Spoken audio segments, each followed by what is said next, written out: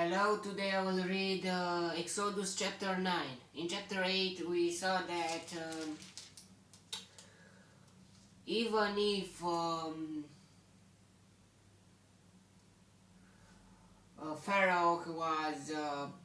Pharaoh's magicians and sorcerers were defeated, they couldn't create gnats, and they after that flies. But Pharaoh still don't want to lose the lose the opportunity. To lose the Israelite workers, slaves, to free them. He didn't want that. And now let's read. Let's continue. Even if now he said, why not here? Why do you want to make sacrifices to the Lord? Why not here in the country? Why not? Okay, in the desert, but don't go too far. Now let's continue. What are the terms and what is going on?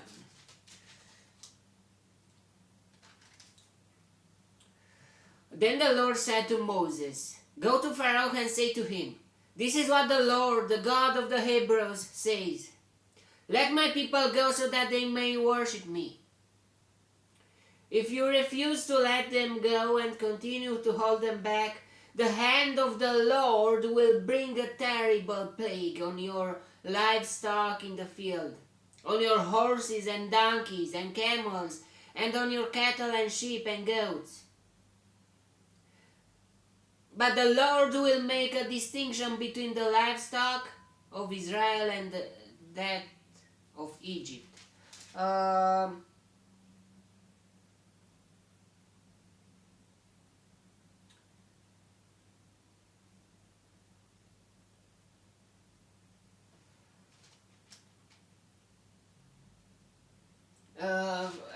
The flies too. When it was the plague with the flies, the territory of which were in Goshen, it happened nothing. Didn't came many flies. I don't know the plagues before, if they were affected too or not. The people from Goshen, the Israelites.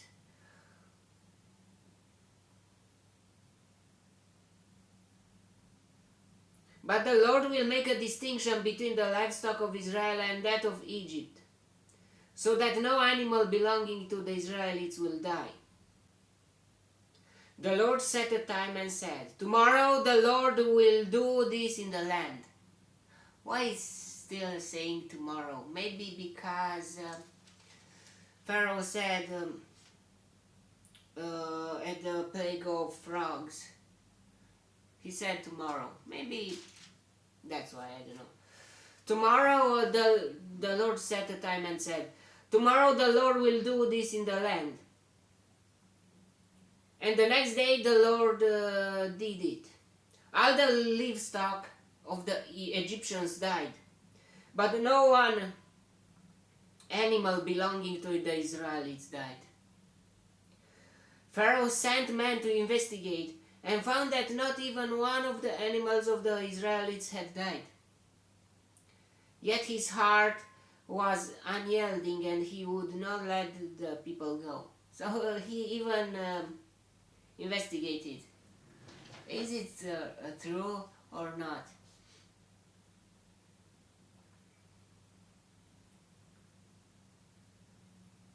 Yet his heart was unyielding and he would not let the people go. He was very stubborn, but not in a good. If you have a good reason and you are stubborn, That's the best. That is called faith. But if you are stubborn in bad things, that is not good. Then the Lord said to Moses and Aaron, take handfuls of soot. I don't know what is that. From a furnace. I think like carbon or potassium. And have Moses toss it into the air in the presence of Pharaoh. It will become fine dust over the whole land of Egypt, and festering boils will break out on men and animals throughout the land. So they took soot from a furnace and stood before Pharaoh. Moses tossed it into the air, and festering boils broke out on men and animals. The magicians could not stand before Moses because of the boils that were on them and on all the Egyptians.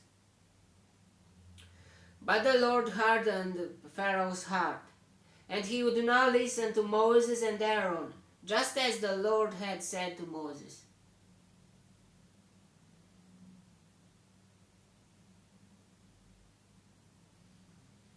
No, that was not very... Even the magicians were affected here. Maybe they could escape from the other plagues with their magic tricks, but now not.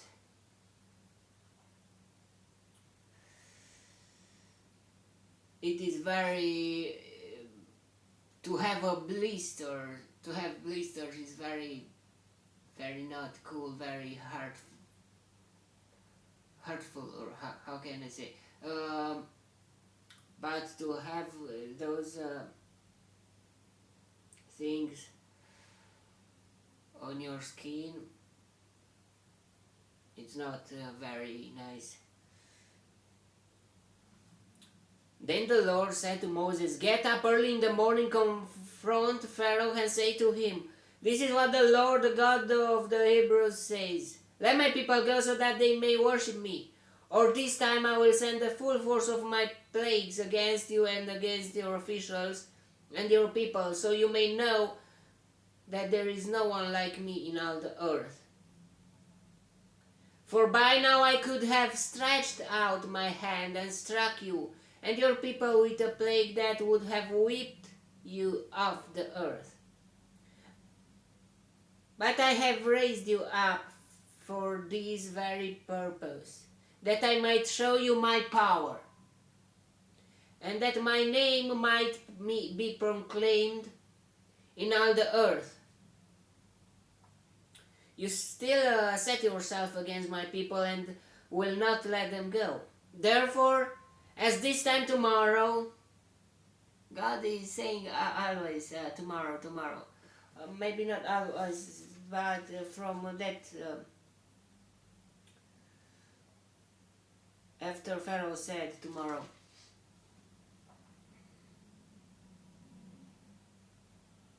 Therefore at this time tomorrow I will send the worst hailstorm that has ever fallen on Egypt, from the day it was founded till now. Give an order now to bring your livestock and everything you have in the field to a place of shelter, because the hail will fall on every man and animal that has not been brought in and is still out in the field, and they will die. Very interesting that God even give advices to the Pharaoh to escape his men and his livestock. Those officials of Pharaoh who feared the word of the Lord hurried to bring their slaves and their livestock inside. But those who ignored the word of the Lord left their slaves and livestock in the field. Then the Lord said to Moses, stretch out your hand toward the sky, so that hail will fall all over Egypt. Your hand, not your stuff, will fall all over on Egypt, on man and animals, and on everything growing in the fields of Egypt.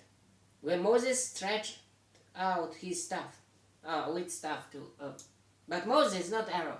Sometimes Aaron with the staff is the same staff, Aaron staff or and Moses staff. I think yeah, but I don't know.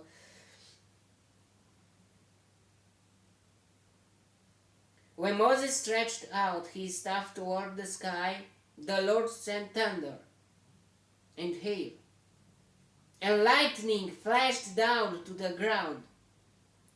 So the Lord rained hail on the land of Egypt. Hail fell and lightning flashed back and forth. It was the worst storm in all the land of Egypt since it had become a nation. Whoa. I mean, after the flood, they were a few hundred, maybe 200 or 300 years after the flood, and they started to create the nation. Or I don't know, but I think yeah, maybe 400, but it was very, very early, since it had become a nation. Throughout Egypt, hail struck everything in the fields, both men and animals. It beat down everything growing in the fields and stripped every tree. The only place it did not hail was the land of Goshen, where the Israelites were. Wow! Isn't it this a miracle? That the people of the Hebrew people to be protected in the middle of the storm, in the middle of the place, to be protected.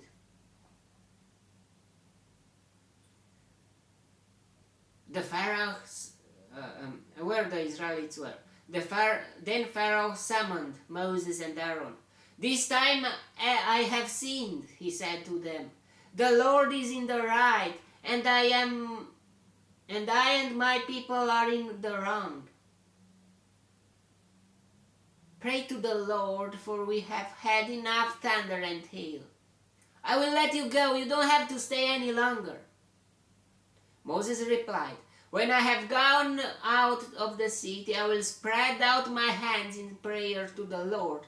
The thunder will stop and there will be no more hail, so you may know that the earth is the Lord's.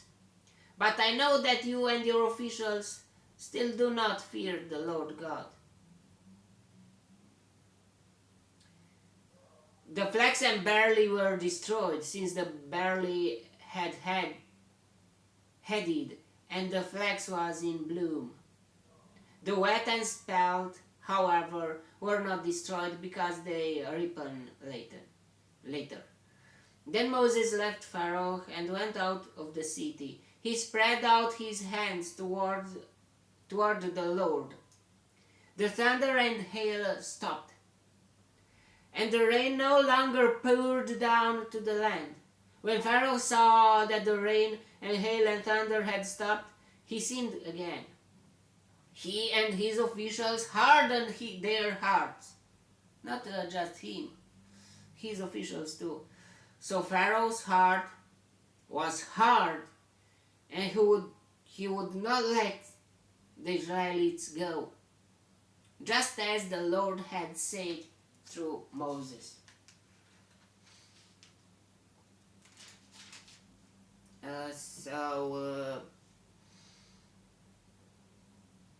Moses knew that they will not, that the Pharaoh will not let the Israelites go, but he still prayed that the plague to be stopped, that God to stop the plague.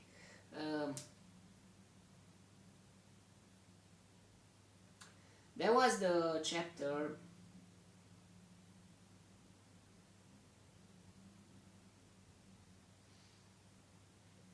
one, two, three more plagues, and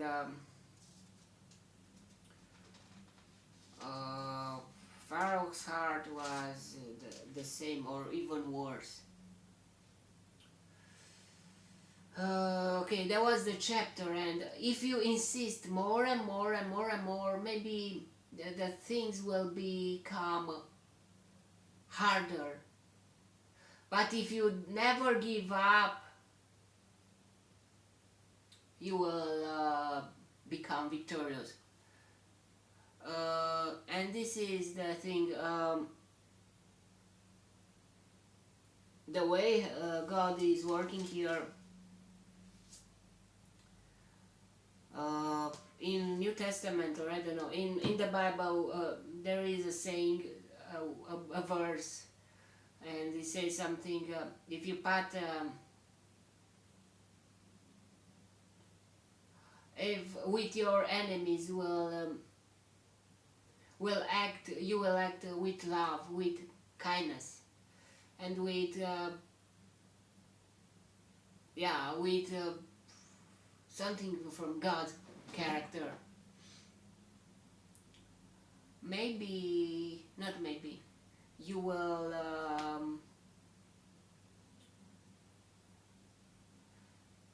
I don't know in English how to say,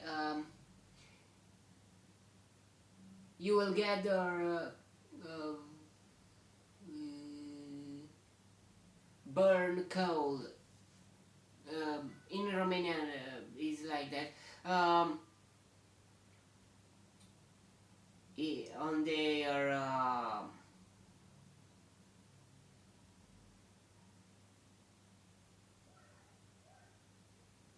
character, or how can I say, and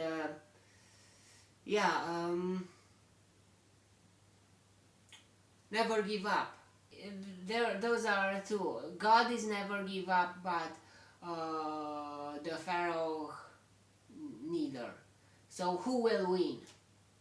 We will see in the next chapters. Okay, may the God bless me and protect me and delight me in the next chapter too. And if He wants, you will see me there too. God bless you all, and goodbye.